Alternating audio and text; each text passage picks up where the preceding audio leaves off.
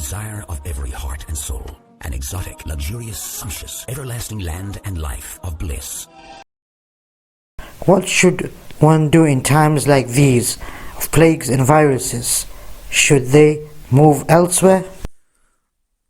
No, moving away is not an option in Islam. In terms of any place, any city, any town where a virus or a ta'un or calamity has broken out, a person who runs away from there is likened to run away from a battlefield, and there's severe chastisement for such a person. As Jabir radiallahu anhu says that Rasulullah sallallahu alaihi wasallam said, "Al-faru min at-ta'un kal-fari min az-zahaf." A person who runs away from the plague of calamity of ta'un, or moves away to another city, to another society. Remember, the reason of moving is to save oneself, or fearing the plague and the calamity, or a person feels that I will be more safer elsewhere.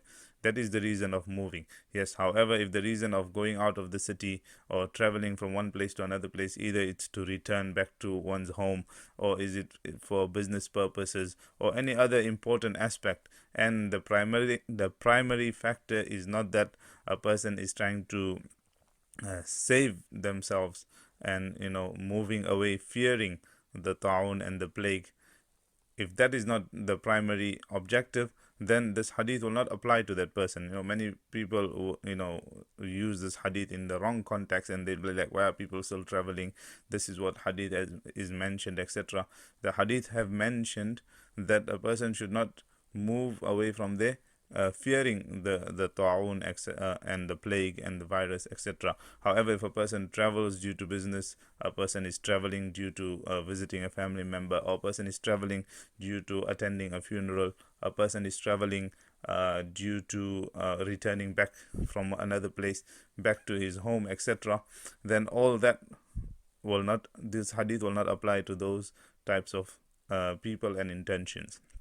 So the hadith says, Al-faru min at-ta'un kal-fari min az-zahaf. A person who runs away fearing the plague, fearing the ta'un, is like running away from a battlefield, and we know the severe chastisement for a person who runs away from a battlefield. Was-sabiru fi, and a person who exercise patience and remains in the same place, lahu ajru shaheed, he will get the reward of a shaheed. Imam Ahmad bin Hanbal makes mention of this narration.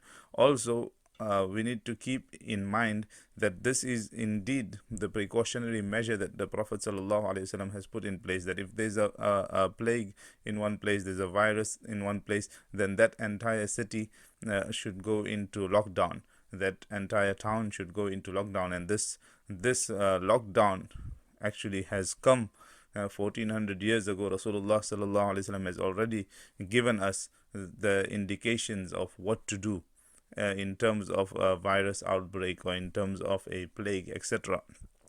So not one city member should not move away, should not leave the city, because imagine everyone starts fleeing the city, those that are infected, the patients, those that are sick, and those that catches onto the plague and the virus. Who will attend to them? Who will see to them? Who will do the treatment? Who will look after them? Who will bury the janazas, etc.